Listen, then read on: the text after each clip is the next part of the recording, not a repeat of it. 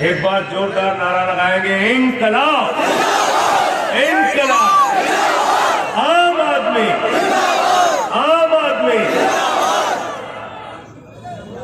सबसे पहले तो मैं आप सबकी जिंदाबाद लगाना चाहूंगा। आज जितने प्यार से, जितने उत्साह से, जितनी लगन से, जितनी मोहब्बत से आज इस सभा में आप मौजूद हैं, मामून शाह के समर्थन में मौजूद हैं, इससे ये बात साफ हो गई कि रिजल्ट तो 13 तारीख को आएगा, लेकिन आज रामपुर ने बता दिया कि मामून शाह यहां से चुनाव जीतने जा रहे हैं, उनकी पत्नी सना यहां से चुनाव जीतने जा रही है। साथियों और दोस्तों, कहां से शुरू करूं और कहां खत्म करूं? वतन की जो हालत सुनाने लगेंगे तो पत्थर भी आंसू बहाने लगेंगे। वतन की जो हालत सुनाने लगेंगे तो पत्थर भी आंसू बहाने लगेंगे। अगर भीड़ में खो गई आदमियत तो उसे ढूंढने में जमाने लगेंगे। आदमियत का, इंसानियत का, मानवता का कत्ल हो रहा। एक ऐसी व्यवस्था में हम जी रहे हैं जहां हिंदू और मुसलमान के बीच में खाई पैदा करके राजनीति करने का काम भारतीय जनता पार्टी कर रही है, और इस खाई को मिटाने का काम आम आदमी पार्टी करेगी, क्योंकि हम ये मानते हैं, क्योंकि हम ऐसा मानते हैं कि नफरत की बुनियाद पर दुनिया का कोई मुल्क आगे जा नहीं सकता। मोहब्बत की बुनियाद पर हिंदुस्तान को आगे लेके जाना है, मोहब्बत की बुनियाद पर रामपुर को आगे लेके जाना है। आज जो लोग हिंदू धर्म के नाम पे नफरत फैलाने की बात करते हैं, मैं उन भाजपा के लोगों से पूछना चाहता हूं, मैं भी हिंदू धर्म को मानता हूं। हिंदू धर्म में रामचरितमानस की चौपाई कहती है, सब नर करे ही परस्पर प्रीति, सारे लोग आपस में प्रेम से रहे। यह हिंदू धर्म का संदेश है। नरेंद्र मोदी और योगी आदित्यनाथ किस हिंदू धर्म की बात करते हैं?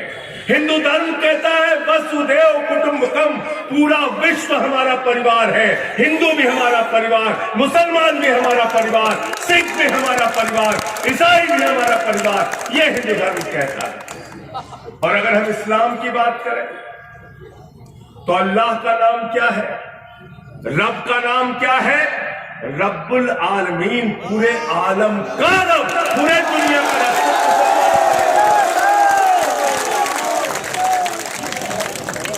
और अगर हम हजरत मोहम्मद साहब सल्लल्लाहु अलैहि वसल्लम नबी का नाम ले तो उनको कहा जाता है रहमतुल आलमीन, पूरे आलम पर रहमत करने वाला, पूरे आलम पर रहमत करने वाला, पूरी दुनिया पर रहमत करने वाला।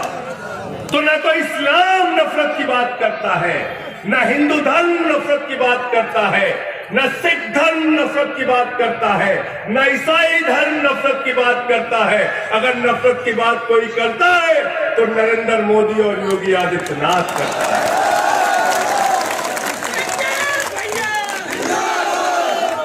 लेकिन याद रखना, इनके नफरत की दुकान को इस मुल्क में अगर कोई बंद कर सकता है तो आम आदमी पार्टी ही बंद कर सकती है। याद रखना, 2013 में भारतीय जनता पार्टी को दिल्ली में किसने हराया? किसने हराया? जोर से बोलिए। 2015 में भारतीय जनता पार्टी को 3 सीट देकर स्कूटर पार्टी किसने बनाया? किसने बनाया? किसने बनाया? 2020 में 62 सीटें आम आदमी पार्टी की आई। भारतीय जनता पार्टी को फिर से धूल किसने चटाया? किसने चटाया? लड़ने गए तो 92 सीटें भगवंत मान और आम आदमी पार्टी की, और 2 सीट भारतीय जनता पार्टी की। पंजाब में बीजेपी को धूल किसने चटाया? और 15 साल से एमसीडी में भारतीय जनता पार्टी बैठी हुई थी दिल्ली के अंदर, झाड़ू मार मार के भाजपा के कूड़े को हमने साफ किया। साफ किया नहीं किया बताओ आप? तो भाजपा से कौन लड़ सकता है? उत्तर प्रदेश के अंदर बाबा बुलडोजर जिनको कहा जाता है, उन्होंने 23 मुकदमा किया मेरे ऊपर। ये फैसल लाला गवाह है, एक दिन में 9 FIR की बाबा जी ने मेरे खिलाफ।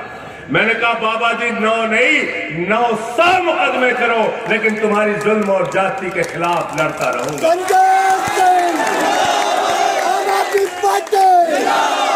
देश के प्रधानमंत्री नरेंद्र मोदी पार्लियामेंट में बैठे थे, 5 फीट की दूरी पे हमारे सामने बैठे हुए थे। उनकी आंखों में आंखें डालकर मैंने कहा, मोदी अडानी भाई भाई देश बेच के खाई बनाई। मोदी अडानी भाई भाई देश बेच के खाई बनाई, ये नारे हमने लगाए। तो हमने कहा, लोग हमसे कहते हैं मोदी जी के खिलाफ बोलते हो, अमित शाह के खिलाफ बोलते हो, आदित्यनाथ के खिलाफ बोलते हो, बच के रहो, कोई घटना हो जाएगी तुम्हारे साथ। तो मैंने कहा मरना मंजूर है, डरना मंजूर नहीं है, डरना मंजूर नहीं है। बाबा जी कह रहे हैं तो मोदी जी का इंजन पूरी तरीके से फेल हो चुका है। और मैं मोदी जी के बारे में एक ही बात कहता हूं, प्रधानमंत्री मोदी जी के अंदर कोई हुनर हो ना हो, लेकिन गंजे को कंघी बेचने का हुनर इनको गंजे को कंघी बेच सकते हैं। झूठ बोल बोल के गंजे को कंघी बेचने का काम कर रहे हैं। एक तरफ प्रधानमंत्री नरेंद्र मोदी और उनकी सरकार है जो अडानी जैसे पूंजीपति के लिए काम करती है, और दूसरी तरफ आम आदमी पार्टी है जो आम आदमी के हक के लिए लड़ने वाले मामून साकिब।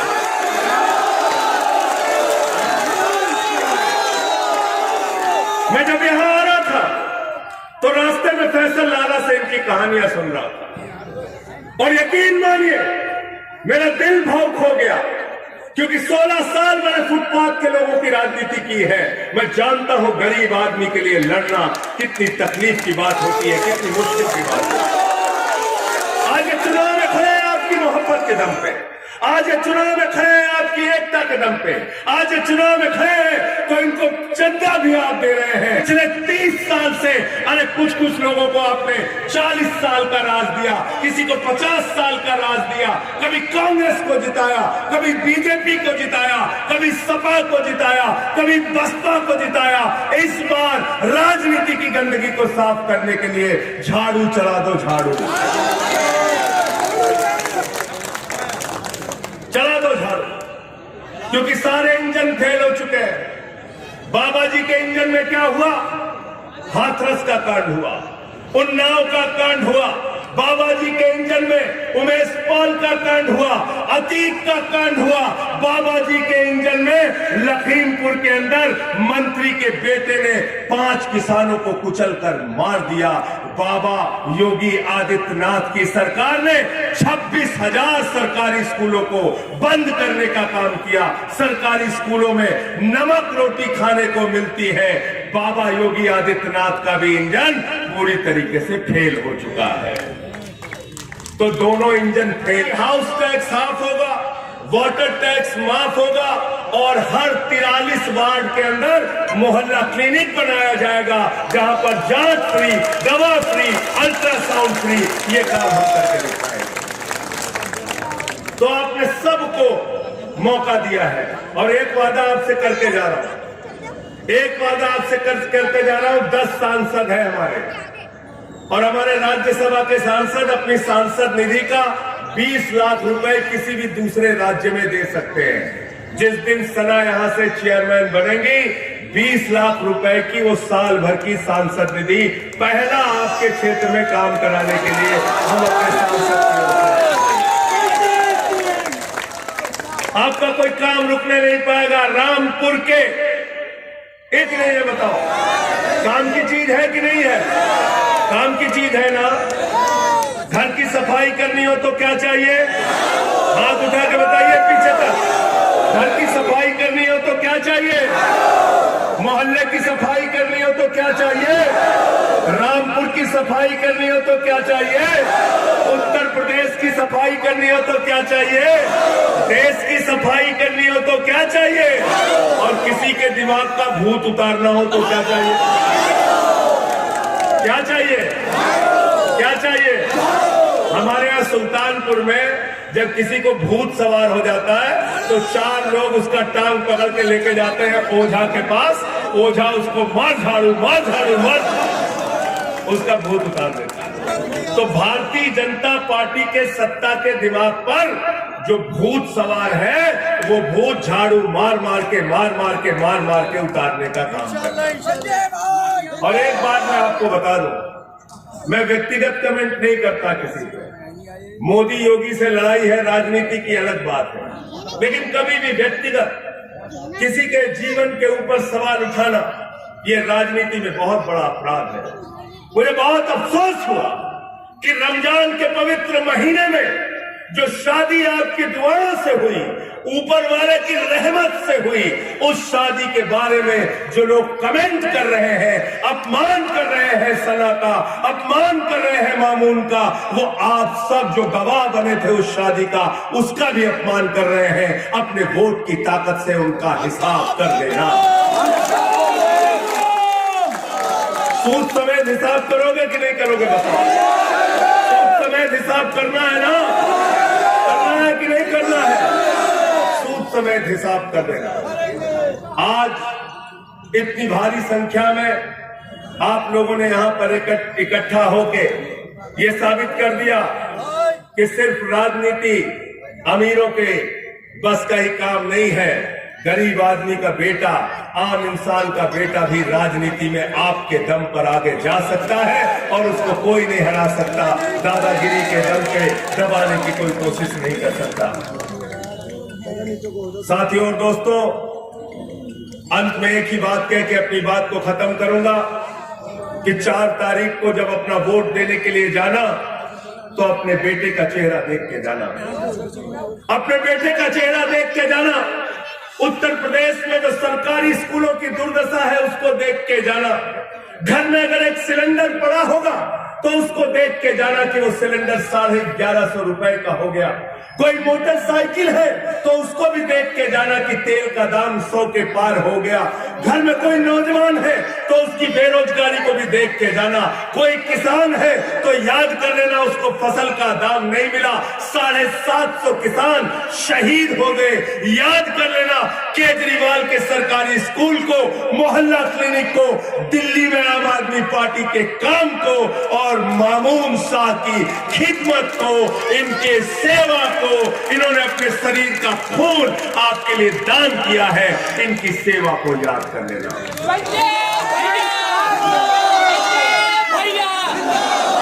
और अगर ये सब कुछ आपको याद रहेगा तो राजनीति की गंदगी को साफ करने के लिए चुनाव निशान क्या याद रहेगा? क्या याद रहेगा? क्या याद रहेगा? झाड़ू चलेगी ना 4 तारीख को? हाथ पीछे लगेगी? तुम्हारी कहां लगेगी?